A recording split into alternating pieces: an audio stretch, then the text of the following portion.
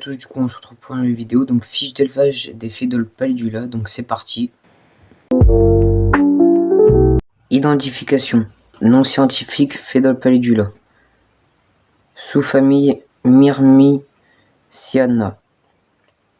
D'origine Europe du Sud, Afrique du Nord, bassin méditerranéen. La taille la reine de 7 à 8 mm, les ouvrières de 2 à 4 mm et les soldats du coup 4 à 6 mm. La couleur de cette espèce, c'est un peu un brun clair et brun rougeâtre. Ensuite,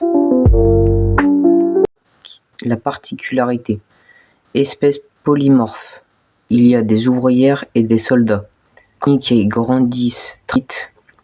Espèce très active et agressive. Les majors servent surtout à défendre la colonie, être très doué pour ça. Ensuite,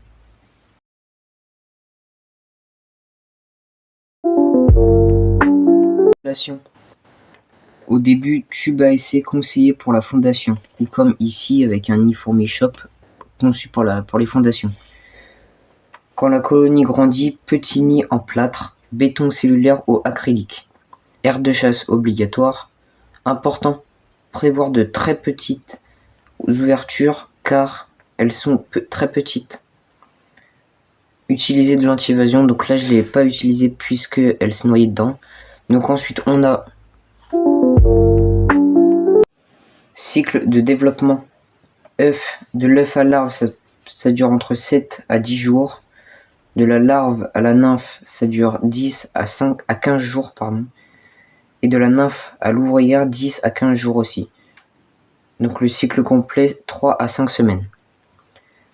La colonie peut atteindre plusieurs milliers d'ouvrières. Ensuite, on a le nourrissage. Pour le sucre, 50% de sirop de fraise bio avec 50% d'eau. Ensuite, comme pour les protéines, insectes, mouches, grillons, vers de farine. Petits morceaux de viande. Elle mange aussi petites graines. Donc ça, pour l'instant, j'ai pas encore testé puisque ma colonie est encore très petite. Donc je préfère attendre. Voilà. Ensuite, la diapause. Période environ début décembre à fin février. Donc une durée de 1 à 2 mois. À température environ 15 à 18 degrés.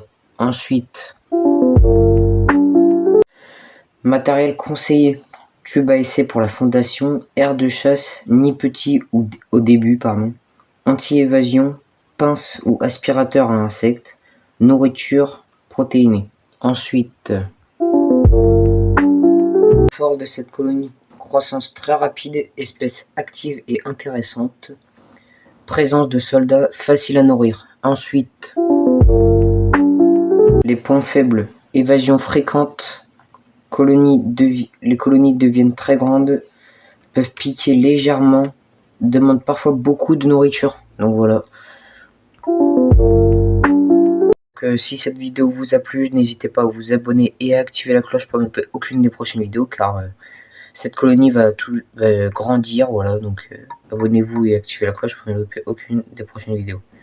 Bye et bonne journée à tous.